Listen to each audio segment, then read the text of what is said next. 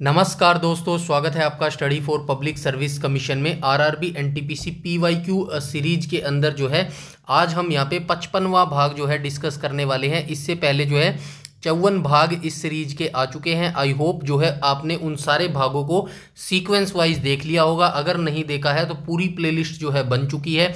आपको sequence wise जो है ये सारे जो है वीडियोस देखनी पड़ेंगी अगर आप अपना CBT1 आरआरबी एनटीपीसी का जो है क्लियर करना चाहते हैं। तो आपको ये पूरी प्लेलिस्ट देखनी पड़ेगी। इससे जो है आपकी तैयारी को और बूस्टअप मिलेगा, जिससे जो है आपकी तैयारी काफ़ी अच्छे तरीके से हो जाएगी। इससे क्या होगा कि आपको एक तो क्वेश्चनों के लेवल का पता चल जाएगा और साथ में जो है आपको ये भी पता चल जाएगा कितने क्वेश्चन जो है आप यहाँ पे अटेम्प्ट कर पा रहे हैं। ठीक है, और इसके साथ ही जो है इसकी PDF जो है बिल्कुल फ्री में आपको हमारे टेलीग्राम चैनल पर मिल जाएगी, जिसका लिंक आपको इस वीडियो के डिस्क्रिप्शन में मिल जाएगा। वहाँ से जो है टेलीग्राम चैनल जो है ज्वाइन कर लीजिएगा। ठीक है, और इसके अलावा कोई भी अगर आपका डाउट, क्वेरी या सजेशन है तो आप कमेंट सेक्शन में कमेंट करके बता सकते हैं। सेशन को शेयर और लाइक आपको ज़रूर करना है। बाकी ज़्यादा आपको कुछ करने की ज़रूरत नहीं है, बस अपनी पढ़ाई और जो है जो स्टडी है वो अच्छे से करते रहें। तो चलिए आज के वीडियो सेशन की हम शुरुआत कर लेते हैं। क्वेश्चन नंबर फर्स्ट पर चलते हैं। ठीक है, क्वेश्चन नंबर फर्स्ट में क्या कहा गया है? दृश्यमान विकिरण, जिसको विजिबल रेडिएशन बोला जाता है, इसकी खोज जो है किसने की थी? तो इसकी खोज जो है किसके द्वारा की गई थी? तो दृश्यमान विकिरण की जो खोज है आइजैक न्यूटन के द्वारा की गई थी। और जो है आइजैक न्यूटन के द्वारा जो है दृश्यमान विकिरण की खोज की गई थी 1895 में। ठीक है, ये भी आप याद रखेंगे। 1895 में जो है ये खोज की गई थी दृश्यमान विकिरण की। उसके बाद कॉनरेड की बात करें तो एक्सरे किरण मैं कुछ और बता देता हूँ जिनकी खोज जो है डिफरेंट लोगों के द्वारा जो है की गई है। ठीक है, यहाँ पे आपको दिख रहे होंगे विल्हेम रोंटजेन। तो रोंटजेन के द्वारा किसकी खोज की गई थी? एक्सरे की खोज की गई थी। ठीक है, ठीक है, एक्सरे किरणों की खोज यहाँ पे की गई थी। ठीक है, एक्सरे किरणों की खोज, एक्सरे किरणों की खोज किसने की? तो विल्हेम कॉनरेड रोंटजन के द्वारा जो है एक्सरे किरणों की खोज की गई थी। और बाद में जो है 1901 में इनको नोबेल पुरस्कार से भी सम्मानित किया गया था। ये भी आप याद रखना, 1901 में जो है इनको नोबेल पुरस्कार मिला था। ठीक है, नोबेल पुरस्कार, तो ये चीज़ भी आप याद रखेंगे। 1901 में जो है नोबेल पुरस्कार से सम्मानित किया गया था। और नोबेल पुरस्कार का जो पहला एडिशन था वो भी 1901 में ही जो है किया गया था। और नोबेल पुरस्कार जो है किसके जो है द्वारा शुरू किया गया था? तो अल्फ्रेड नोबेल के द्वारा जो है नोबेल पुरस्कार का शुरुआत किया गया था। अभी 2025 का जो है नोबेल पुरस्कार आ चुका है, वो वीडियो भी आज आप जो है जरूर देख लीजिएगा। ठीक है, इतनी जानकारी रखेंगे। उसके बाद जो है हेनरी बेकरेल के बारे में भी आप सुन लीजिएगा। हेनरी बेकरेल के द्वारा जो है किसकी खोज की गई थी? रेडियोधर्मिता की खोज की गई थी।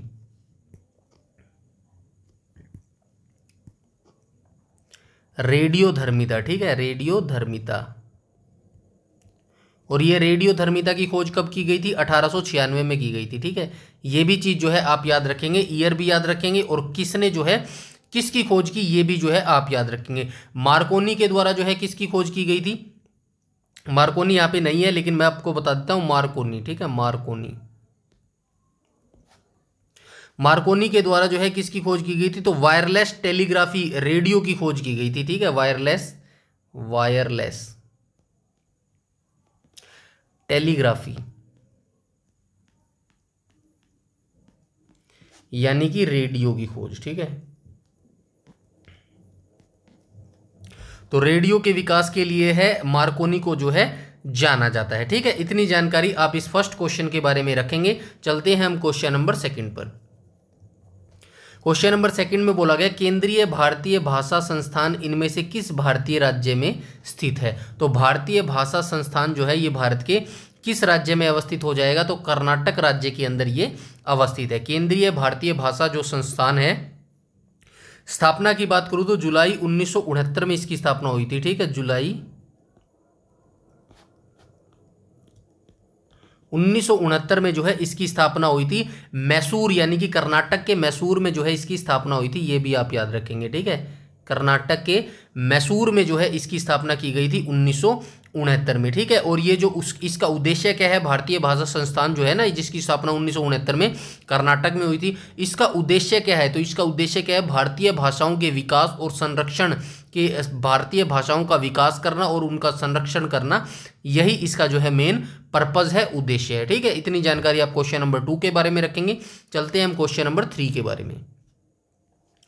क्वेश्चन नंबर 3 में क्या बोला गया है, तो क्वेश्चन नंबर 3 में बोला गया है निम्नलिखित में से किस उपकरण का उपयोग रासायनिक ऊर्जा को विद्युत ऊर्जा में रूपांतरित करने के लिए किया जाता है। तो किस उपकरण का जो है उपयोग, यानी कि किस डिवाइस का उपयोग करके जो है रासायनिक ऊर्जा को विद्युत ऊर्जा में जो है कन्वर्ट किया जा सकता है। तो क्या ऑप्शन हो जाएगा, क्वेश्चन नंबर 3 का राइट ऑप्शन हो जाएगा ऑप्शन नंबर सी, यानी कि बैटरी उपकरण, बैटरी डिवाइस का जो उपयोग होता है वो रासायनिक ऊर्जा को जो है विद्युत ऊर्जा में कन्वर्ट कर देता है। मैं कुछ एग्जांपल्स आपको बता देता हूं। फॉर एग्जांपल रासायनिक ऊर्जा को विद्युत ऊर्जा में बदलने के कुछ उदाहरण यहां पे लिख देता हूं। ठीक है, ये उदाहरण जो मैं आपको बता रहा हूं किसके बता रहा हूं, तो ये मैं उदाहरण आपको बता रहा हूं रासायनिक ऊर्जा को जो है विद्युत ऊर्जा में रूपांतरित करने के लिए जो है उदाहरण होते हैं वो मैं आपको बता देता हूं। सबसे पहले तो आप बैटरी ही याद रखेंगे। ठीक है, बैटरी इनमें से एक डिवाइस है। उसके बाद कौन कौन सी डिवाइस हो सकते हैं, जैसे कि ईंधन हो गया, ईंधन सेल हो गया। ठीक है, ठीक है, ईंधन सेल हो गया। और क्या हो सकता है, गैल्वनिक सेल हो गया, और गैल्वनिक सेल हो गया। ठीक है, ये 3 ही पता है मुझे भी, गैल्वनिक। ठीक है, गैल्वनिक सेल, ये चीजें भी जो है आप याद रखेंगे। एग्जांपल्स मैंने बता दिया है। कुछ भी पूछा जा सकता है, बैटरी की जगह है अगली बार जो आपको जो है ईंधन सेल या फिर गैल्वनिक सेल भी यहाँ पे देखने को मिल सकता है, इसीलिए जो है मैंने ये एग्जाम्पल आपको यहाँ पे बता दिए हैं। ठीक है, चलते हैं नेक्स्ट क्वेश्चन, क्वेश्चन नंबर 4 पर। क्वेश्चन नंबर 4 में कहा गया भाई जी गुरुत्वाकर्षण का मान आर के मान के अनुसार बदलता है। किसी छात्र को जी का मान कहां पर न्यूनतम प्राप्त होगा, तो न्यूनतम जो प्राप्त होगा ये कहां पर होगा, तो ये जो है भूमध्य रेखा पर न्यूनतम प्राप्त होगा। ठीक है, न्यूनतम जो है प्राप्त होगा, और अधिकतम कहां पे होगा ये आप मुझे कमेंट सेक्शन में कमेंट करके बताएंगे। ठीक है, ऑप्शन यही रहेंगे सेम। ठीक है, तो ये जो यहाँ पे पूछा गया है ना कि जी गुरुत्वाकर्षण का मान जो है आर मान के अनुसार बदलता है। किसी छात्र का जी गुरुत्वाकर्षण जो मान है वो न्यूनतम प्राप्त होगा, तो न्यूनतम प्राप्त होगा भूमध्य रेखा पर, और अधिकतम कहाँ प्राप्त होगा ये आप मुझे कमेंट सेक्शन में कमेंट करके बताएंगे। ठीक है, इसके बारे में जो है आप मुझे कमेंट सेक्शन में कमेंट करके बताएंगे। और जो है करक रेखा, मकर रेखा और जो भूमध्य रेखा, ये 3 रेखाएं होती है। करक रेखा जो है भारत में 8 राज्य से गुजरती है, इसलिए इससे पिछले वीडियोस में जो है मैं आपको बता चुका हूं 8 राज्यों से होकर गुजरती है। कौन सी रेखा, तो ये जो है करक रेखा ना। ठीक है, करक रेखा, मकर रेखा, हाँ ठीक है, करक रेखा जो है 8 राज्यों से होकर गुजरती है, करक रेखा। भूमध्य रेखा और जो मकर रेखा है वो भारत के अंदर से होकर नहीं गुजरते, और जो करक रेखा है वो 8 राज्यों से होकर गुजरते हैं, बिल्कुल मिडल से गुजरता है। ठीक है, भारत के मिडल से गुजरती है करक रेखा। और 8 राज्य कौन कौन से हो जाएंगे इसे पिछली वीडियो में मैं आपको बता चुका हूँ, कोई बात नहीं यहाँ पे भी बता देता हूँ। जैसे कि गुजरात हो गया, राजस्थान हो गया, और कौन सा हो जाएगा, राजस्थान हो गया, एमपी हो गया यानी कि मध्य प्रदेश हो गया, और कौन सा हो जाएगा, छत्तीसगढ़ हो जाएगा। ठीक है, छत्तीसगढ़ हो जाएगा, झारखंड हो जाएगा। ठीक है, झारखंड कैसे लिखेंगे, झारखंड। ठीक है, झारखंड हो जाएगा, और कौन सा हो जाएगा, वेस्ट बंगाल हो जाएगा, WB हो जाएगा, वेस्ट बंगाल हो जाएगा, त्रिपुरा हो जाएगा, त्रिपुरा हो जाएगा, और कौन सा हो जाएगा, मिजोरम हो जाएगा, मिजोरम। ठीक है, मिजोरम। मिजोरम की राजधानी क्या हो जाएगी, मिजोरम। मिजोरम की राजधानी जो है आइजोल हो जाएगी। ठीक है, ये सारे जो 8 राज्य हैं ये करक रेखा जो है इन 8 राज्यों से होकर भारत से गुजरती है। इतनी जानकारी जो है आप याद रखेंगे। करक रेखा और माफ कीजिएगा, करक रेखा और भूमध्य रेखा ये दोनों जो है भारत से नहीं गुजरती। ठीक है, करक रेखा और भूमध्य रेखा ये दोनों जो है भारत से नहीं गुजरती, और ये तीनों जो रेखाएं हैं, भूमध्य रेखा, मकर रेखा और करक रेखा, ठीक है, ये तीनों जो है किस कॉन्टिनेंट से गुजरती हैं, तो ये अफ्रीका महाद्वीप से गुजरती हैं। ठीक है, अफ्रीका महाद्वीप से, ये भी चीज जो है आप याद रखेंगे। ठीक है, चलते हैं क्वेश्चन नंबर 5 पर। क्वेश्चन नंबर 5 में बोला गया है निम्नलिखित में से कौन सा कंप्यूटर पर प्रयोग किया जाने वाला डेटाबेस सॉफ्टवेयर नहीं है। तो डेटाबेस सॉफ्टवेयर जो है इनमें से कौन सा नहीं हो जाएगा, तो ओरेकल जो है ये एक डेटाबेस है, फोक्स प्रो ये भी एक डेटाबेस है, और हम आगे चलें MS एक्सेस तो ये भी डेटाबेस है। तो राइट ऑप्शन हो जाएगा ऑप्शन नंबर सी, यानी कि MS वर्ड जो है ये एक एप्लीकेशन सॉफ्टवेयर है। ठीक है, आप याद रख सकते हैं एप्लीकेशन सॉफ्टवेयर है। ठीक है, ठीक है। एप्लीकेशन सॉफ्टवेयर हो जाएगा MS वर्ड, और ये जो ओरेकल फोक्स प्रो और जो MS एक्सेस है ये आपके जो है डेटाबेस मैनेजमेंट जो है सॉफ्टवेयर हो जाएंगे। ठीक है, चलते हैं क्वेश्चन नंबर 6 पर। क्वेश्चन नंबर 6 में बोला गया है शंकर तिलहनों की बुआई की वजह से खाद्य तेल के उत्पादन में अचानक कोई वृद्धि को डैश क्रांति कहा गया है। तो सीधी सी बात है भाई, मैं आपको बता देता हूं, खाद्य तेल के उत्पादन की अचानक हुई वृद्धि को जो है कौन सी क्रांति कहा जाता है, तो ये पीली क्रांति कहा जाता है भाई। ठीक है, क्वेश्चन नंबर 6 का जो है राइट ऑप्शन हो जाएगा ऑप्शन नंबर सी। कुछ और क्रांति जो है मैं आपको बता देता हूं यहाँ पर। वैसे प्रीवियस जो वीडियोज में है एवरीथिंग, जो जितनी भी क्रांति है भारत के अंदर वो सारी मैं आपको बता चुका हूँ। काली क्रांति जो है किससे संबंधित है, पेट्रोलियम से संबंधित है। ठीक है, पेट्रोलियम, इसको काला सोना भी बोला जाता है। ठीक है, पेट्रोलियम काली क्रांति से संबंधित है। उसके बाद स्वर्ण क्रांति किससे संबंधित है, तो स्वर्ण क्रांति जो है बागवानी और शहद उत्पादन से संबंधित है, बागवानी। ठीक है, बागवानी और शहद से संबंधित है। और उसके बाद जो है हम भूरी क्रांति की बात करें तो भूरी क्रांति किससे संबंधित है, चमड़ा और कोको उत्पादन। ठीक है, चमड़ा और कोको, ठीक है, कोको उत्पादन से संबंधित है। पीली क्रांति जो है किससे, तेल से उत्पादन से। ठीक है, ये चीजें जो है आप याद रखेंगे। ठीक है, चलते हैं नेक्स्ट क्वेश्चन, क्वेश्चन नंबर 7 पर। क्वेश्चन नंबर 7 में बोला गया भी इनमें से कौन सा सुधार आंदोलन वर्ष 1829 में लॉर्ड विलियम बेंटिंक के कार्यकाल के दौरान हुआ था, तो राइट ऑप्शन हो जाएगा ऑप्शन नंबर ए करेक्ट हो जाएगा। सती प्रथा पर प्रतिबंध जो है 1829 में लगा था, और जो है इस समय जो है वायसराय कौन थे, तो उस समय जो है वायसराय थे लॉर्ड विलियम बेंटिंक। ठीक है, लॉर्ड विलियम बेंटिंक।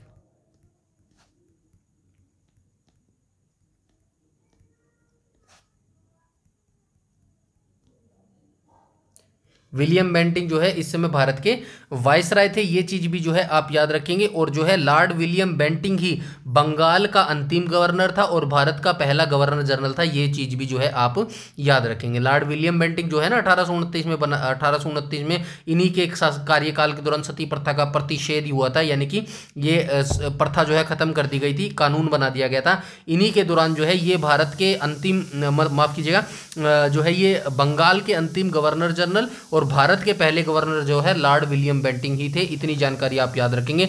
व्यापक का सिद्धांत जो है ये किसके द्वारा दिया गया था, तो व्यापक का सिद्धांत जो है ये किसके द्वारा दिया गया था, ये लॉर्ड डलहौजी के द्वारा दिया गया था। ठीक है, लॉर्ड डलहौजी के शासनकाल में जो है इसको पारित किया गया था। ठीक है, लॉर्ड डलहौजी। और लॉर्ड डलहौजी के कार्यकाल की बात करूँ तो 1848 से 1856 तक जो है इनका कार्यकाल रहा था। ठीक है, विधवा पुनर्विवाह की बात करूँ, यहाँ पे वैसे विधवा विवाह लिख रखा है, तो विधवा पुनर्विवाह के बारे में भी जो है आपको पता होना चाहिए। आई होप जो है आपको विधवा पुनर्विवाह के बारे में पता होगा। 1856 वाला जो है एक्ट हमारा विधवा पुनर्विवाह से संबंधित है। मार्ले मिंटो सुधार है, ये कहाँ से संबंधित है, तो मार्ले मिंटो जो सुधार है ये परिषद 1909 वाला है। ठीक है ना, 1909 वाला, 1909 में जो है मार्ले मिंटो सुधार को जो है पारित किया गया था। और जो है 1909 में जो है ब्रिटिश संसद के द्वारा जो है मार्ले मिंटो सुधार को पारित किया गया था। ठीक है, ये भी आप याद रखेंगे। और भारत परिषद अधिनियम 1909 के द्वारा भी, नाम से भी जो है इसको जाना जाता है, भारत परिषद अधिनियम,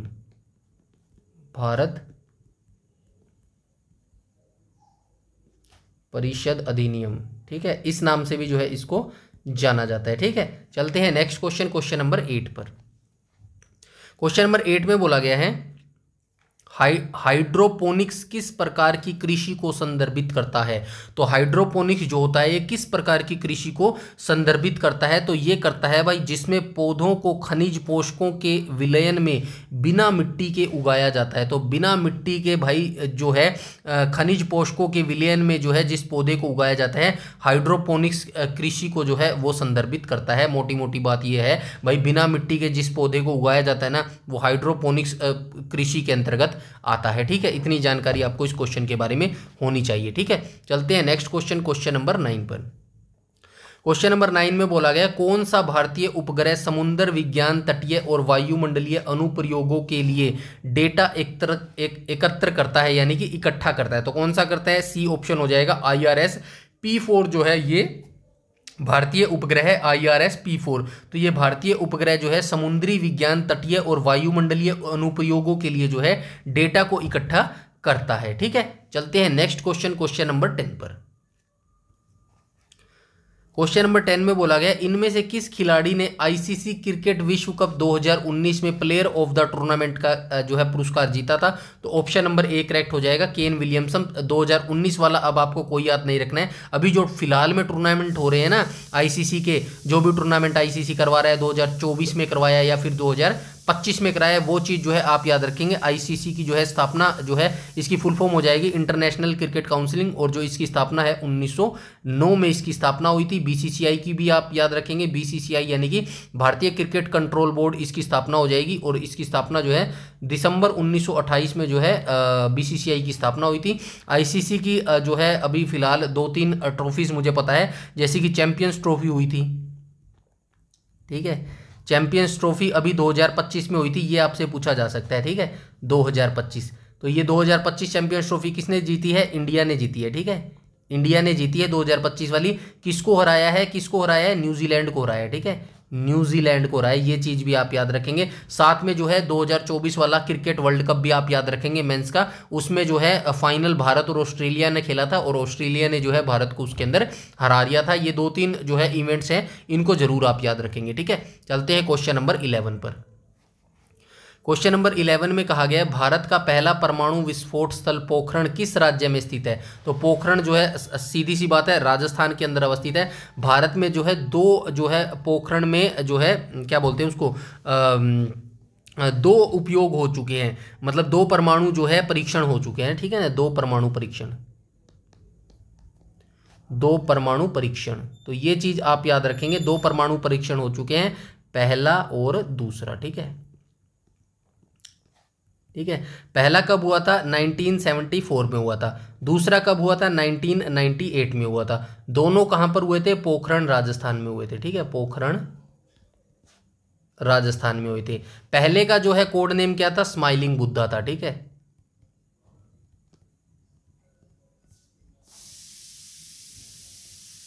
ठीक है, स्माइलिंग बुद्धा था। और दूसरे को किस नाम से जाना जाता है? ऑपरेशन शक्ति के नाम से जाना जाता है,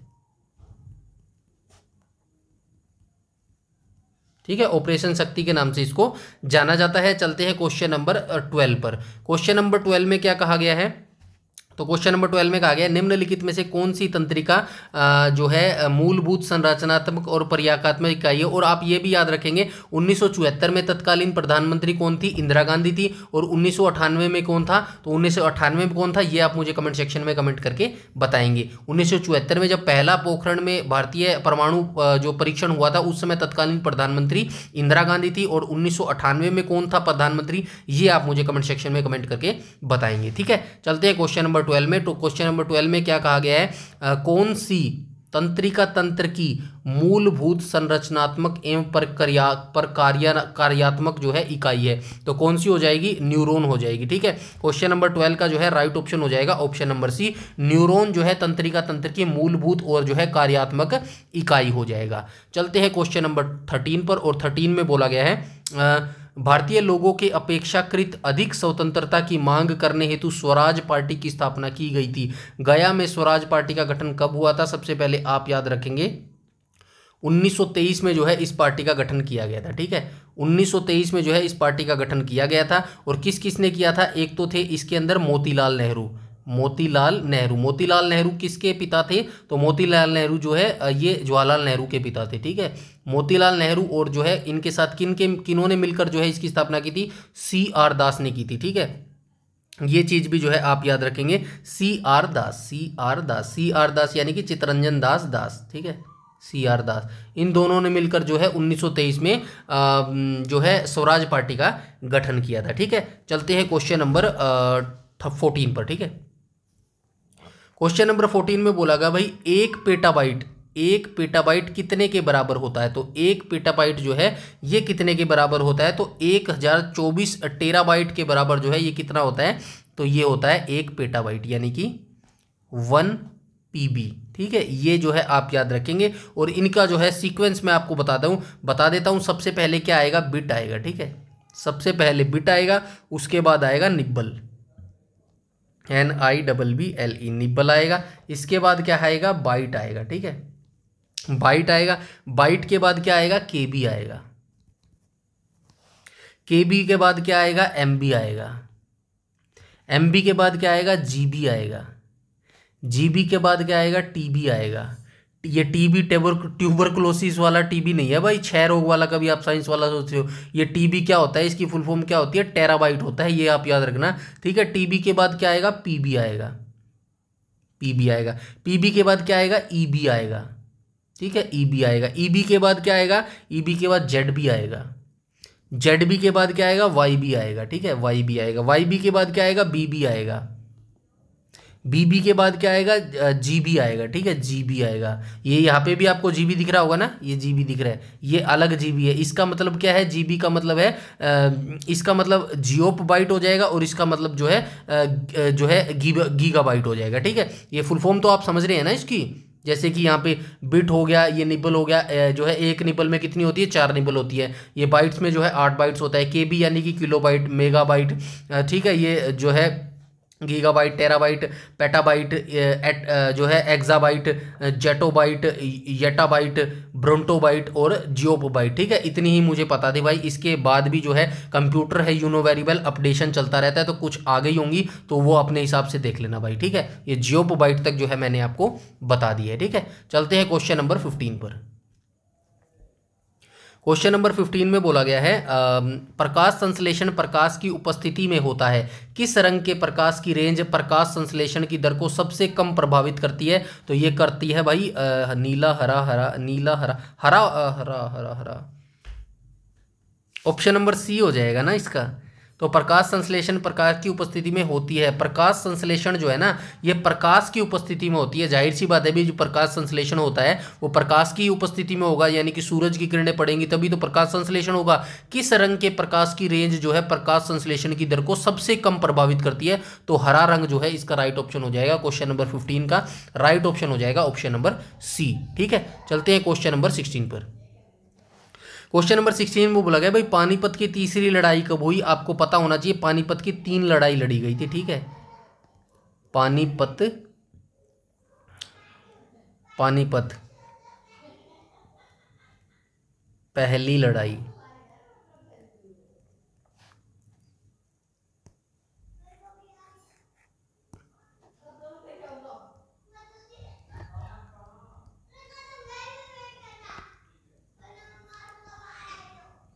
पहली, दूसरी और तीसरी। पहली लड़ाई पानीपत की कब हुई थी? 1526 में हुई थी, ठीक है। दूसरी लड़ाई कब हुई थी? 1556 में हुई थी। तीसरी लड़ाई कब हुई थी? 1761 में हुई थी। ऑप्शन नंबर B करेक्ट हो जाएगा, ठीक है। क्वेश्चन नंबर 16 का जो है राइट ऑप्शन हो जाएगा ऑप्शन नंबर B। और ये जो लड़ाई हुई थी 1526 में इब्राहिम लोधी और किसके बीच हुई थी? बाबर के बीच हुई थी। इब्राहिम लोधी वर्सेस बाबर के बीच हुई थी, ठीक है। और यहीं से जो है बाबर इस युद्ध को जीत गया था और बाबर ने जो है मुगल साम्राज्य की नींव डाली थी, ठीक है। उसके बाद दूसरी लड़ाई किस किस के बीच हुई थी? हेमू और किसके बीच हुई थी? हेमू वर्सेस अकबर के बीच हुई थी, ठीक है। अकबर के बीच हुई थी। अकबर जो है इस युद्ध को जीत गया था। तीसरा युद्ध जो है किसके बीच हुई थी? अहमद शाह अब्दाली वर्सेस मराठों के बीच में ये युद्ध हुआ था, ठीक है। मराठों के बीच में ये युद्ध हुआ था और मराठे जो है इस युद्ध को हार गए थे। अहमद शाह अब्दाली जीत गया था और यहाँ से जो है मराठे लगभग खत्म हो गए थे, ठीक है। तो ये तीनों लड़ाई की डेट और किन किन के बीच में लड़ा गया, कौन जीता, सारी जानकारी जो है आपको इस क्वेश्चन के बारे में मिल गई होगी। आई होप आपको वीडियो सेशन अच्छा लग रहा होगा। तो प्लीज़ बस लाइक जरूर कर दिया करिएगा यार। लाइक जो है मेरे को मोटिवेशन का काम करता है। ऐसे ही मैं ये सीरीज आपके लिए आगे जो है अभी ये एग्जाम के बाद जो है हम किसकी तैयारी करेंगे? SSC के एग्जाम की तैयारी करेंगे, ठीक है। SSC का जो है कैलेंडर 2025-26 का जो है रिलीज कर दिया गया है, आपको पता भी होगा। उसके अंदर CGL हो गया, CPO होगा, CHSL हो गया, सिलेक्शन पोस्ट होगी, उन सभी के जितने भी एग्जाम होते हैं SSC के अंदर, इनका जो CBT 1 होता है ना, CBT 1 GK GS previous year question जितने भी बनेंगे ना, प्रीवियस ईयर क्वेश्चन 2024 वाले और 2023 वाले, एवरीथिंग जो है हम ऐसे ही करने वाले हैं जैसे RRB वाले कर रहे हैं। एवरीथिंग जो PDF है वो बिल्कुल आपको फ्री में मिलने वाली है। इसीलिए फर्स्ट टाइम जो चैनल पर विजिट कर रहे हैं वो चैनल को सब्सक्राइब कर लीजिएगा और टेलीग्राम को भी ज्वाइन कर लीजिएगा और भाई लाइक और शेयर दबा के कर दीजिएगा, ठीक है। चलते हैं नेक्स्ट क्वेश्चन नंबर 17 पर। क्वेश्चन नंबर 17 में क्या कहा गया है? 1987 में किस संवैधानिक संशोधन अधिनियम के तहत गोवा को विधानसभा युक्त पूर्ण राज्य बनाया गया था? तो ये जब राज्य बना था तो 25वां राज्य बना था भाई, ये भी आप याद रखेंगे, 25वां राज्य बना था। ठीक है, जब गोवा भारत का राज्य बना था तो 25वां राज्य बना था, और दमन और दीव को केंद्र शासित प्रदेश के रूप में गठित किया गया था। तो क्वेश्चन नंबर 17 का जो है राइट ऑप्शन हो जाएगा ऑप्शन नंबर ए। 1987 में 56वें संवैधानिक संशोधन अधिनियम के तहत जो है गोवा को विधानसभा युक्त पूर्ण राज्य बनाया गया था और दमन और दीव को केंद्र शासित प्रदेश के रूप में गठित किया गया था। इसके बारे में जो है थोड़ी सी जानकारी मैं आपको बता देता हूं। गोवा जो है क्षेत्रफल के हिसाब से, यहाँ पे लिखूंगा मैं तो टाइम वेस्ट होएगा, जो मैं बोल रहा हूं बस आराम से उसको ध्यान लगा के एक बार सुन लीजिएगा। ठीक है, गोवा जो है ना, गोवा, इसकी राजधानी क्या हो जाएगी? पणजी हो जाएगी। क्षेत्रफल के हिसाब से भारत का सबसे छोटा राज्य है गोवा। सबसे पहले आप याद रखेंगे 1947 में जो है भारत, आप सभी जानते हैं 15 अगस्त 1947 को आज़ाद हो गया था, लेकिन जो पुर्तगाली थे वो प्रशासन करते रहे थे, यानी कि शासन करते रहे थे गोवा के अंदर। लेकिन 1961 में जो है गोवा पर आक्रमण किया भारतीय सेना ने और कब्जा कर लिया। ठीक है, गोवा दमनदीप को मिलाकर जो है गोवा दमनदीप का जो है केंद्र शासित प्रदेश बना दिया गया, और 19 दिसंबर 1961 से जो है 30 मई 1987 तक, ये डेट है आप याद रखेंगे, 1961 से लेके 1987 तक। ठीक है, 1961 से लेके 1987 तक गोवा, दमन और दीव का क्षेत्र जो है भारत का केंद्र शासित प्रदेश रहा था। ये आप याद रखेंगे, ये दोनों डेट्स है ना, 1961 से 1987 तक जो है गोवा राज्य और जो है दमन एवं दीव, ये दोनों जो है केंद्र शासित प्रदेश मिलकर रहे थे। लेकिन 1987 से जो है 56वें संवैधानिक संशोधन से जो है 56वें संवैधानिक संशोधन से जो है ये पूर्णतः 25वां राज्य बना दिया गया था। ठीक है, ये जो है आप याद रखेंगे। ठीक है, 25वां राज्य बना दिया गया था। इतनी जानकारी जो है आप इस क्वेश्चन के बारे में रखेंगे। और इसकी जो है राज्य आधिकारिक भाषा कौन सी हो जाएगी? गोवा की आधिकारिक भाषा जो है ये हो जाएगी कोंकणी। ठीक है, और कोंकणी जो है ये आधिकारिक भाषा है गोवा की। और जो भारत की 8वीं अनुसूची में जो 22 भाषा है ना, 22 भाषा, उनके अंदर भी कोंकणी जो है शामिल है। आई होप आप समझ गए होंगे, आपने ये चीज़ें पढ़ी भी होंगी। ठीक है, बार बार मैं रिपीट इसलिए करता हूं ताकि आपके दिमाग में अच्छे से घुस जाए, और यही क्वेश्चन जो है ऐसे ही पूछे जाते हैं भाई। ठीक है, क्योंकि जो है वैकेंसी बहुत कम है और जो है कैंडिडेट बहुत ज़्यादा है, इसीलिए आपको हर चीज़ जो है डीपली अच्छे से पढ़नी पड़ेगी। ठीक है, और एक और चीज़ मैं बता देता हूँ इसके बारे में, भारत में सबसे पहले कौन आए थे? पुर्तगाली आए थे। ठीक है, भारत में सबसे पहले पुर्तगाली आए थे। कब आए थे? 1498 में आए थे। और सबसे बाद में कौन गए थे? सबसे पहले आए थे पुर्तगाली, और सबसे बाद में भी गए थे पुर्तगाली। कब गए थे? 1961 में आए थे। 1961 में गए थे, जबकि भारत 1947 में आज़ाद हो गया था। ठीक है, तो ऐसे ही जानकारी आपको सारी याद रखनी पड़ेगी। चलते हैं क्वेश्चन नंबर 18 पर। क्वेश्चन नंबर 18 में बोला गया है, डैश भारत सरकार द्वारा ईमेल, आउटबाउंड डायलॉगिंग और SMS संदेशों के माध्यम से भारतीय नागरिकों से संपर्क करने हेतु प्रयोग की जाने वाली इलेक्ट्रॉनिक प्रणाली कौन सी है? तो इलेक्ट्रॉनिक प्रणाली ये हो जाएगी ई संपर्क, जो है इलेक्ट्रॉनिक प्रणाली है। ठीक है, इलेक्ट्रॉनिक ई संपर्क भारत सरकार द्वारा ईमेल, आउटबाउंड डायलिंग और SMS संदेशों के माध्यम से भारतीय नागरिकों से संपर्क करने हेतु प्रयोग की जाने वाली इलेक्ट्रॉनिक प्रणाली है। कौन सी हो जाएगी? ई संपर्क हो जाएगी। ठीक है, चलते हैं क्वेश्चन नंबर 19 पर। क्वेश्चन नंबर 19 में क्या बोला गया है भाई? सड़क यातायात शिक्षा संस्थान भारत के किस शहर में स्थित है? तो किस शहर में स्थित हो जाएगा? तो ये फैजाबाद में हो जाएगा। फैजाबाद कहाँ पर है? यूपी में है। ठीक है, ये भी आप याद रखेंगे। यूपी की राजधानी कौन सी हो जाएगी? लखनऊ हो जाएगी। ठीक है, लखनऊ हो जाएगी। नई दिल्ली की किसकी राजधानी है? भारत की राजधानी है। ठीक है, भारत की राजधानी नई दिल्ली है। और आर्थिक राजधानी कौन सी है? आर्थिक राजधानी हो जाएगी बम्बई। ठीक है, बम्बई, जिसको मुंबई बोलते हैं ना, ये आर्थिक राजधानी हो जाएगी। ठीक है, 1911 में जो है ये घोषणा की गई थी कि भाई जो है कोलकाता से भारत की राजधानी दिल्ली स्थानांतरित हो रही है, और 1912 में जो है लागू कर दी गई थी। ठीक है, ये चीज़ें जो है आप याद रखेंगे। गाजियाबाद शहर उत्तर प्रदेश के अंदर पड़ता है। गुरुग्राम जो है ये जो है गुरुग्राम डिस्ट्रिक्ट है, और ये हरियाणा के अंदर पड़ता है। ठीक है, HARYANA। ठीक है, ये चीज़ें सारी चीज़ें जो है आपको ऐसे ही याद रखनी है। ठीक है, आई होप आप समझ गए होंगे। और सड़क यातायात शिक्षा संस्थान फैजाबाद में जो है 1991 से कार्य कर रहा है, ये भी आप याद रखेंगे। ठीक है, 1991 से ये कार्य कर रहा है। ठीक है, चलते हैं क्वेश्चन नंबर 20 पर। क्वेश्चन नंबर 20 में कहा गया भाई 2020 में वैश्विक भुखमरी सूचकांक में भारत किस स्थान पर था? इस क्वेश्चन को छोड़ देना, 2020 जो है आप याद नहीं रखेंगे, तो किसको याद रखेंगे? 2024 वाला याद रखेंगे। ठीक है, 2024 वैश्विक भुखमरी सूचकांक, वैश्विक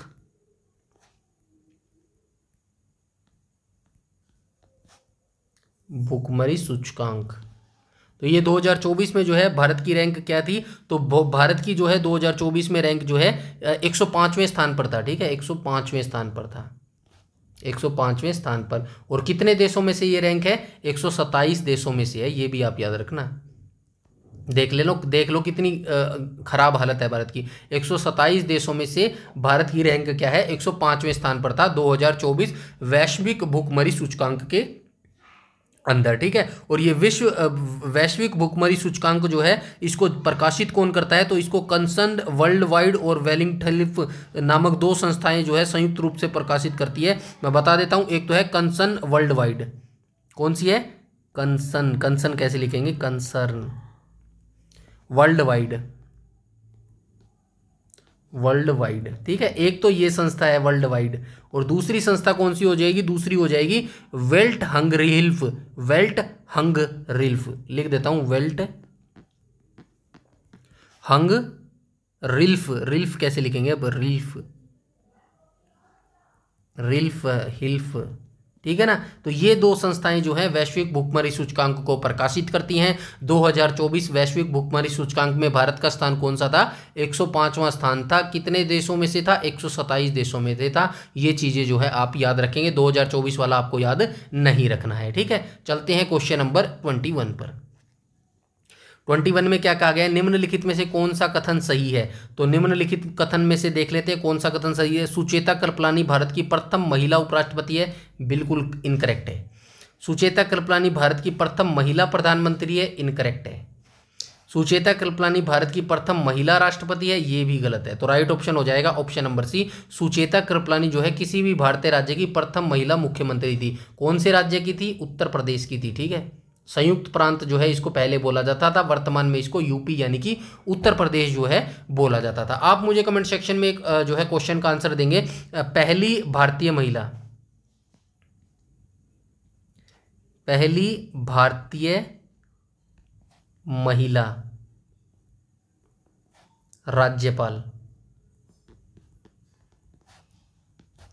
कौन बनी थी और किस राज्य की बनी थी, ये आप मुझे कमेंट सेक्शन में कमेंट करके बताएंगे। यानी कि कौन सी भारतीय महिला थी, ऐसी कौन सी भारतीय महिला थी, किस क्या नाम था उनका, जो किसी भी राज्य की जो है प्रथम महिला राज्यपाल बनी थी। ठीक है, इस क्वेश्चन का जो है आप मुझे कमेंट सेक्शन में कमेंट करके आंसर बताएंगे। क्वेश्चन नंबर 22 की बात करें तो इसमें क्या कहा गया है, निम्नलिखित में से कौन सी ग्रीन हाउस गैस नहीं है। तो ग्रीन हाउस जो है कौन सी गैस नहीं हो जाएगी, तो इसके लिए आपको पता होना चाहिए ग्रीन हाउस गैस जो है कौन कौन सी होती है। उदाहरण यहाँ पे लिख देता हूँ। ठीक है, उदाहरणों की बात करूं तो कौन कौन सी ग्रीन हाउस जो है गैसें हो जाएंगी, तो सबसे पहली जो ग्रीन हाउस गैस होगी वो होगी कार्बन डाइऑक्साइड, कार्बन डाइऑक्साइड। ठीक है, कार्बन डाइऑक्साइड हो जाएगी। उसके बाद जो है मेथेन हो जाएगी, मेथेन के बाद और क्या होगी, नाइट्रस ऑक्साइड हो जाएगी, नाइट्रस ऑक्साइड। ठीक है, नाइट्रस ऑक्साइड हो जाएगी। और क्या हो जाएगी, जलवाष्प हो जाएगी, जलवाष्प। तो ये सारी जो हैं ये किसके उदाहरण मैंने लिखे हैं, तो ये ग्रीन हाउस गैसों के उदाहरण है। तो आइए देख लेते हैं। मीथेन तो है ग्रीन हाउस गैस है, कार्बन डाइऑक्साइड भी ग्रीन हाउस गैस है, हाइड्रोक्लोरोफार्बन भी जो है ये ग्रीन हाउस गैस है। तो 22 का जो है राइट ऑप्शन हो जाएगा ऑप्शन नंबर सी, ऑक्सीजन जो है ये ग्रीन हाउस गैस नहीं है। ठीक है, चलते हैं नेक्स्ट क्वेश्चन, क्वेश्चन नंबर 23 पर। क्वेश्चन नंबर 23 में कहा गया अंतर्राष्ट्रीय साक्षरता दिवस कब मनाया जाता है, तो अंतर्राष्ट्रीय साक्षरता दिवस 8 सितंबर को मनाया जाता है। चलते हैं क्वेश्चन नंबर 24 पर। क्वेश्चन नंबर 24 में बोला गया किस देश को जोगियों का देश के नाम से जाना जाता है, तो जोगियों का देश जो है किस नाम से जाना जाता है, तो ये ऑप्शन नंबर ए उत्तरी कोरिया जो है ये जोगियों के देश के नाम से जाना जाता है। उत्तर कोरिया की राजधानी कौन सी हो जाएगी, प्योंगयांग हो जाएगी। ठीक है, प्योंगयांग ये जो है उत्तर कोरिया की राजधानी हो जाएगी। कैनबरा जो है ऑस्ट्रेलिया की राजधानी हो जाएगी। जापान की राजधानी टोक्यो हो जाएगी। चीन की राजधानी बीजिंग हो जाएगी और थाईलैंड की राजधानी बैंकॉक हो जाएगी। ठीक है, बैंकॉक, चीन की राजधानी बीजिंग हो जाएगी। ठीक है, और क्या है, रूस की राजधानी कौन सी हो जाएगी, रूस की राजधानी मॉस्को हो जाएगी। भारत की राजधानी दिल्ली हो जाएगी।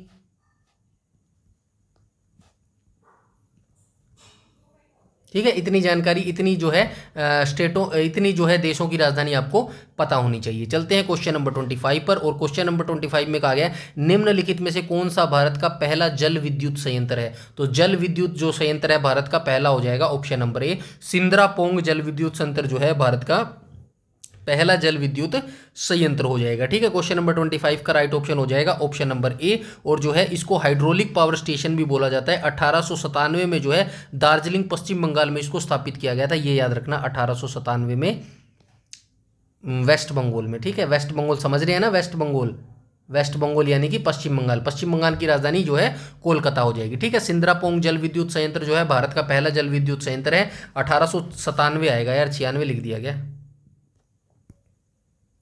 1897 में जो है वेस्ट बंगाल के अंदर जो है इसकी स्थापना की गई थी। ठीक है, ये भी आप याद रखेंगे। उसके बाद ये जो नीचे दिए गए ये भी बता देता हूं मैं आपको, सरदार सरोवर बांध आपको कहाँ मिलेगा, गुजरात में मिलेगा। ठीक है, गुजरात में नर्मदा नदी पर यह बांध बनाया गया। ठीक है, नर्मदा नदी पर ये जो है बांध बनाया गया है। करछम वांगतू जल विद्युत संयंत्र की बात करूं तो ये कहां पर है, हिमाचल प्रदेश के अंदर अवस्थित है। हिमाचल प्रदेश की राजधानी बताओ कमेंट सेक्शन में। ठीक है, उसके बाद हम बात करें आगे चलते हैं भाई। टिहरी पंप स्टोरेज जल विद्युत संयंत्र कहां पर है, उत्तराखंड के अंदर अवस्थित है।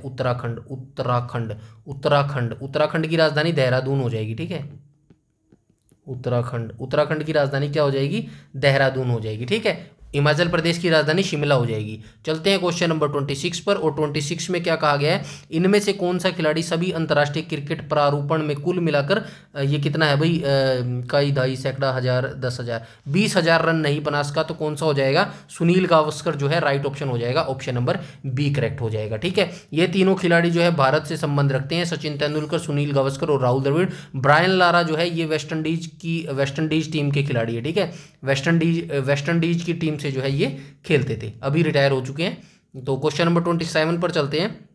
27 में क्या कहा है, निम्नलिखित में से कौन सा भारत सरकार द्वारा शुरू किए गए डिजिटल इंडिया नामक अभियान के 9 स्तंभों का हिस्सा नहीं है। तो नहीं है तो पूछा गया है, तो भाई ये जनधन योजना जो है, ये जो जनधन योजना है ये भारत सरकार द्वारा शुरू किए गए डिजिटल इंडिया नामक अभियान के 9 स्तंभों का हिस्सा नहीं है। ये तीनों जो है स्तंभ के हिस्से है। ठीक है, अब जनधन योजना की बात हुई है तो 2014 में जो है इस स्कीम को लॉन्च किया गया था। इसका जो है ईयर आप जरूर याद रखेंगे, बहुत बार जो है इस जनधन योजना का जो ईयर है वो पूछ लिया जाता है। ठीक है, क्वेश्चन नंबर 28 की बात कर लेते हैं भाई। क्वेश्चन नंबर 28 जो है काफ़ी इंपॉर्टेंट क्वेश्चन है, क्योंकि विजयनगर से ये संबंध रखता है। विजयनगर की स्थापना जो है 1336 में जो है विजयनगर की स्थापना जो है 1336 में की थी। किसने की थी, हरिहर एवं बुक्का ने की थी। ठीक है, हरिहर एवं बुक्का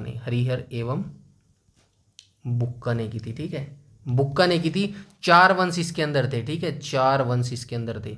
4 वंश कौन कौन थे, पहला था संगम वंश, और संगम वंश में ही कौन थे, संगम वंश में ही ये थे, हरिहर और बुक्का थे। ठीक है, दूसरा वंश जो है वो कौन सा था, तो दूसरा वंश जो है इसके अंदर था, संगम वंश के बाद कौन सा आएगा, सालू आएगा, सालू वंश। ठीक है, सालू वंश के बाद तीसरा कौन सा आएगा, तुलु वंश आएगा, तुलु वंश। ठीक है, तुलु वंश जो है ये जो है तीसरा वंश था। और जो है तुलु जो वंश है ना, थर्ड वंश है तुलु वंश, इसी के अंदर जो है आपको राजा कृष्ण देव राय मिलेंगे। ठीक है, जो महान, इन सभी में जो है महान थे और सबसे जो है प्रसिद्ध थे वो कृष्ण देव राय थे, और कृष्ण देव राय ही जो है तुलु राजवंश से संबंध रखते थे। 4th राजवंश की बात करूँ तो अराविडू थे। ठीक है, अराविडू वंश जो है ये 4th राजवंश था। ठीक है, अब इनका संगम वंश की स्थापना तो आपको पता चल गया, हरिहर एवं बुक्का ने की थी। सालू वंश की स्थापना किसने की, तुलु वंश की स्थापना किसने की, अराविडू वंश की स्थापना की। ये डिटेल से हम किसी और दिन समझेंगे, यहाँ पे जो है वीडियो काफ़ी लंबा हो जाता है और जो है यहाँ पे जगह भी नहीं बचती। ठीक है, ये चीज़ें जो है हम फिर कभी और देख लेंगे। तो वीर नरसिंह जो है इनमें से किस राजवंश के जो है शासक थे, तो किस राजवंश के शासक थे, तो तुलु राजवंश के ये शासक थे। ठीक है, इतनी जानकारी आपको इसके क्वेश्चन के बारे में होनी चाहिए। चलते हैं क्वेश्चन नंबर 29 पर। क्वेश्चन नंबर 29 में क्या कहा गया, डैश को पेरिस समझौते को संयुक्त राष्ट्र के न्यूयॉर्क स्थित मुख्यालय में पृथ्वी दिवस के अवसर पर हस्ताक्षर के लिए रखा गया था। सबसे पहले आपको याद रखना है, हम जो पृथ्वी दिवस है ना, हर साल पृथ्वी दिवस कब मनाते हैं, पृथ्वी दिवस 22 अप्रैल को मनाते हैं। ठीक है, पृथ्वी दिवस हर साल हम पृथ्वी दिवस जो है 22 अप्रैल को मनाते हैं।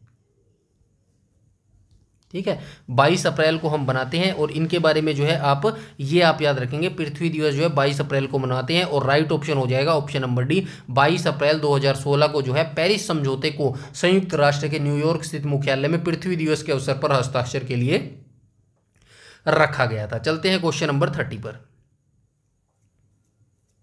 क्वेश्चन नंबर 30 में बोला गया है 1928 में सरदार वल्लभ भाई पटेल ने ब्रिटिश सरकार के भू राजस्व बढ़ाने के निर्णय के विरुद्ध डैश में हुए किसान आंदोलन का नेतृत्व किया था।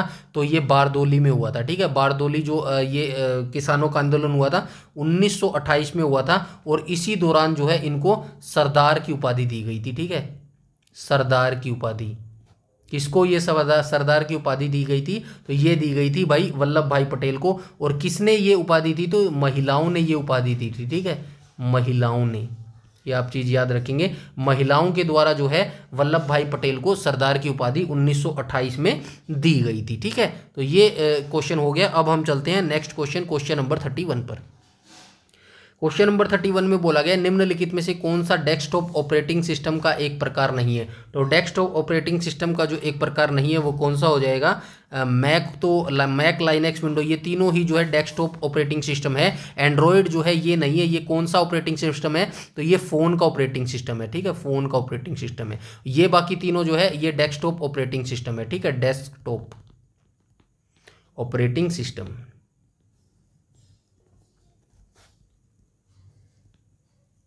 ठीक है, चलते हैं हम क्वेश्चन नंबर 32 पर। क्वेश्चन नंबर 32 में क्या कहा गया? ब्रह्मपुत्र नदी उन प्रमुख नदियों में से एक है जो कई सहायक नदियों के साथ कई देशों में प्रवाहित होती है। निम्नलिखित में से कौन सी ब्रह्मपुत्र की सहायक नदी नहीं है? तो सबसे पहले आपको याद होना चाहिए ब्रह्मपुत्र नदी के बारे में। कहाँ से निकलती है? तो ये भाई तिब्बत से निकलती है। ठीक है, तिब्बत के चेमायुंगडुंग ग्लेशियर से निकलती है। ठीक है, चेमायुंगडुंग ग्लेशियर से निकलती है। भारत में कहाँ पर प्रवेश करती है? अरुणाचल प्रदेश में प्रवेश करती है। अरुणाचल प्रदेश में जो है भारत में प्रवेश करती है। और अरुणाचल प्रदेश में जो है इस नदी को, ब्रह्मपुत्र नदी को दिहांग नाम से जाना जाता है। ठीक है, उसके बाद असम में जो है इसको किस नाम से जाना जाता है? असम में इसको ब्रह्मपुत्र के नाम से जाना जाता है। ठीक है, ब्रह्मपुत्र के नाम से इसको जाना जाता है। बांग्लादेश में इसको किस नाम से जाना जाता है? बांग्लादेश में जो है इसको जमुना के नाम से जाना जाता है। ठीक है, जमुना के नाम से जाना जाता है। ठीक है, ये भी आप याद रखेंगे। और विश्व का सबसे बड़ा जो डेल्टा है, ब्रह्मपुत्र और गंगा नदी जो है ये दोनों मिलकर विश्व का सबसे बड़ा जो है डेल्टा बनाती हैं। ये भी चीज़ आप याद रखेंगे। अब इसकी जो सहायक नदियां हैं वो भी मैं आपको बता देता हूँ, जो इसकी सहायक नदी है। तो ठीक है, ब्रह्मपुत्र की जो है सहायक नदियाँ ये आपको पता होना चाहिए। तो काफ़ी सारी जो है सहायक नदियाँ हैं, मैं आपको बता देता हूँ सहायक नदियों में। तो ये हो जाएंगी, इसकी सुबनसिरी हो जाएगी। ठीक है, लिख ही देता हूं, चलो कोई बात नहीं। सुबनसिरी, सुबनसिरी, सुबनसिरी हो जाएगी, मानस हो जाएगी। ठीक है, सुबनसिरी नदी होगी, मतलब ये तो सहायक नदी है। उसके बाद जो है मानस नदी हो गई। मानस नदी के बाद कौन सी हो जाएगी? मानस नदी के बाद जो हो जाएगी कामेंग। ठीक है, कामेंग के बाद हो जाएगी जिया भरली। जिया भरली के बाद हो जाएगी तीस्ता। ऊपर तीस्ता है कहीं? ये है, ये भी हो जाएगी, मतलब ये भी नहीं है। तीस्ता के बाद आप क्या याद रखेंगे? तीस्ता नदी के बाद जो है संकोश हो जाएगी। संकोश हो जाएगी। और क्या हो जाएगी? संकोश के बाद तोरसा हो जाएगी। कौन सी रह गई यार? तमसा नदी और दिबांग नदी। ठीक है ना। और कौन सी हो जाएगी? तोरसा हो गई, लोहित हो गई, दिबांग हो गई, दिबांग ये आ गई दिबांग। तो राइट ऑप्शन हो जाएगा ऑप्शन नंबर डी। 32 का जो है राइट ऑप्शन हो जाएगा ऑप्शन नंबर डी। तो ये जो दिबांग नदी है ना, दिबांग नदी, ये ब्रह्मपुत्र की सहायक नदी नहीं है। ठीक है, तोरसा होगी और एक दो और थी। लोहित नदी हो गई, लोहित नदी हो गई। ठीक है, दिबांग नदी हो गई। तो ये सारी जितनी भी मैंने यहाँ पे बताई है ये सारी ब्रह्मपुत्र की सहायक नदियाँ हैं। 2-3 और रह गई होंगी, मुझे अभी फिलहाल के लिए इतनी ही याद है। ठीक है, आप इतनी याद रख लेना, इससे जो है आपका काम बन जाएगा। ठीक है, चलते हैं क्वेश्चन नंबर 33 के ऊपर। क्वेश्चन नंबर 33 में कहा गया है किस वर्ष में ब्रिटिश सरकार द्वारा जो है 7 ब्रिटिश संसद, 7 आएगा, ये 7 नहीं आएगा, 7 आएगा, 7, ठीक है, 7 ब्रिटिश संसद सदस्यों के समूह को जो है साइमन कमीशन का गठन किया गया था, तो ये 1927 आ जाएगा, ठीक है। गठन किया गया था 1927 में, लेकिन भारत पहुंचा था ये फरवरी 1928 में, ये आप याद रखना। भारत पहुंचा, कब पहुंचा? फरवरी 1928 में, 1928 में भारत पहुंचा था। इसके अंदर टोटल 7 सदस्य थे और सातों के सातों जो है ये ब्रिटिश संसद के सदस्य थे, इसीलिए जो इसको श्वेत कमीशन भी बोला गया था, ठीक है। श्वेत कमीशन इसको जो है बोला गया था, क्योंकि इस कमीशन के अंदर एक भी जो है भारतीय इंसान नहीं था, ठीक है। ये चीज़ें आप याद रखेंगे। चलते हैं क्वेश्चन नंबर 34 पर। 34 में क्या बोला गया भाई? चियापास पठार किस देश में स्थित है? तो ये जो चियापास पठार है ये किस देश में अवस्थित हो जाएगा? ये हो जाएगा मैक्सिको के अंदर जो है चियास पठार अवस्थित है। विश्व का सबसे बड़ा जो है पठार कौन सा है? सबसे ऊंचा पठार कौन सा है जिसको रूफ ऑफ जो है विश्व की छत बोला जाता है? तो वो हो जाएगा तिब्बत का पठार, ठीक है। ये चीजें भी आप याद रखेंगे। क्वेश्चन नंबर 35 को देख लेते हैं। 35 में क्या कहा गया? भारतीय संविधान के किस अनुच्छेद में यह निर्दिष्ट किया गया है कि राज्य ग्राम पंचायत का संगठन करने के लिए कदम उठाएगी? अनुच्छेद 40 के अंदर जो है ग्राम पंचायत का जो है गठन किया गया है। और ये जो चारों अनुच्छेद आपको यहाँ पे देखने को मिल रहे हैं, अनुच्छेद 40, 41, 42, 43, ये आपको डीपीएसपी के अंदर मिलेंगे, यानी कि राज्य के नीति निर्देशक सिद्धांत के अंदर। राज्य के नीति निर्देशक सिद्धांत, इंग्लिश में इसको बोलते हैं डीपीएसपी, ठीक है। डीपीएसपी कहाँ से लिए हमने? आयरलैंड देश से ग्रहण किए हैं। किस अनुच्छेद के अंदर मिलेंगे आपको ये? तो आपको अनुच्छेद के अंदर ये मिलेंगे, अनुच्छेद के अंदर मिलेंगे 36 से 51 के बीच में आपको ये डीपीएसपी मिल जाएंगे, ठीक है। अनुच्छेद 40 जो है ये ग्राम पंचायत से रिलेटेड है, ठीक है, ग्राम पंचायत, ग्राम पंचायत से। अनुच्छेद 41 किसके संबंधित है? अनुच्छेद 41 काम करने का, काम करने से रिलेटेड जो है ये अनुच्छेद 41 हो जाएगा। उसके बाद 42 जो है काम और मातृत्व राहत की मानवीय स्थितियों के लिए अवस्थित हो जाएगा। अनुच्छेद 42 किससे संबंधित हो जाएगा? अनुच्छेद 42 जो है, अनुच्छेद 42 ही तो है यहाँ पे मैंने बताया, ठीक है। ये ऊपर नीचे हो गया। अनुच्छेद 42 किससे है? काम और मातृत्व राहत की मानवीय स्थितियों के लिए प्रावधान करता है। और जो 43 है ये श्रमिकों के वेतन के लिए, ठीक है, श्रमिकों के वेतन, ठीक है। ये चीज भी जो है आप याद रखेंगे, ठीक है। चलते हैं हम क्वेश्चन नंबर 36 के ऊपर। 36 में क्या कहा गया? डेनमार्क की संसद का क्या नाम है? तो डेनमार्क की जो संसद का नाम है ये क्या हो जाएगा? फोक्टिंग जो है ये डेनमार्क की संसद को बोला जाता है। भारत की संसद को क्या कहा जाता है? संसद ही बोला जाता है, ठीक है। ये आप याद रखना, भारत की संसद को संसद ही बोला जाता है। कांग्रेस की माफ कीजिएगा, अमेरिका की संसद को कांग्रेस बोला जाता है, ठीक है। ये चीज भी आप याद रखेंगे। काफी सारे जो देश हैं उनकी संसद को क्या कहा जाता है? इससे पिछली वीडियोस के अंदर जो है मैं कंप्लीट जो है आपको बता चुका हूं। डेनमार्क की संसद का क्या नाम है? फोक्टिंग जो है डेनमार्क की संसद का नाम हो जाएगा, ठीक है। चलते हैं हम क्वेश्चन नंबर 37 पर। 37 में क्या कहा गया है? निम्नलिखित में से कौन सा मेक इन इंडिया कार्यक्रम के 4 स्तंभों में से एक नहीं है? तो आप सभी जानते हैं मेक इन इंडिया के जो है 4 स्तंभ है। मेक इन इंडिया, इंडिया स्थापना, 4 स्तंभ। स्थापना 2014 में हुई थी, जब ये भारत सरकार, बीजेपी सरकार बनी थी ना, भारतीय जनता पार्टी यानी कि नरेंद्र मोदी की सरकार बनी थी सेंटर में। तो ये 2014 में जो है मेक इन इंडिया की शुरुआत की गई थी, ठीक है। मेक इन इंडिया की शुरुआत जो है सितंबर 2014 में की गई थी। और इसके 4 स्तंभ कौन कौन से हैं? तो ये मैं आपको बता देता हूं। नई सोच, नई सोच हो गया। और क्या हो सकता है नई सोच के अलावा? और कौन सी थी? नए क्षेत्र, नए क्षेत्र के बाद था नया बुनियादी ढांचा, नया बुनियादी ढांचा। और चौथा स्तंभ कौन सा था? तो चौथा स्तंभ था नई प्रक्रियाएं,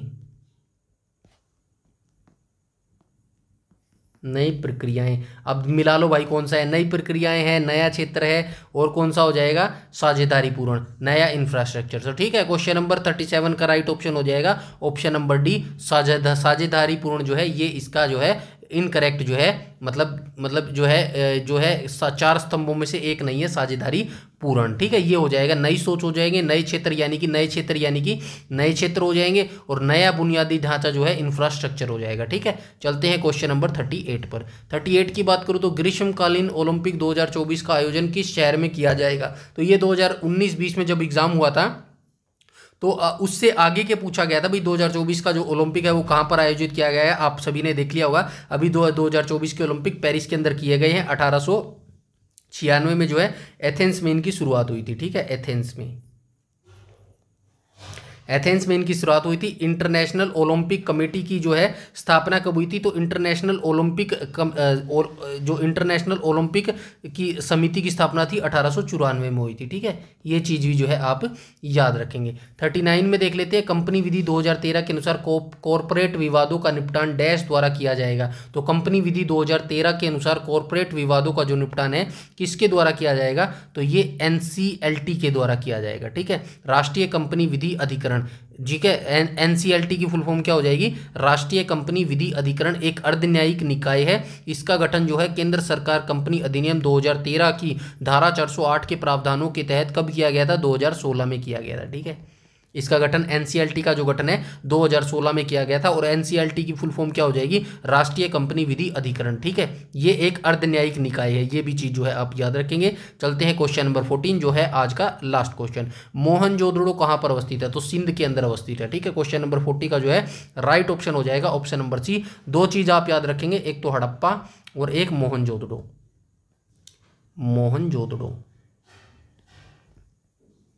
हड़प्पा की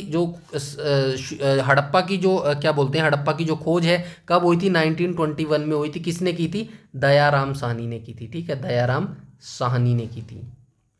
मोहनजोदड़ो की खोज कब हुई थी, 1922 में हुई थी, 1922 में हुई थी। किसने की थी, राखलदास बनर्जी ने की थी। ठीक है, राखलदास बनर्जी ने की थी। ठीक है, बनर्जी। तो इतनी जानकारी आपको इस क्वेश्चन के बारे में होनी चाहिए। तो ये आज के हमारे टॉप 40 क्वेश्चन थे जो हमने यहाँ पे डिस्कस किए। आई होप जो है आपको वीडियो अच्छी लगी होगी, और वीडियो अच्छी लगी है तो प्लीज़ बस आपको मेरे लिए एक ही काम करना है।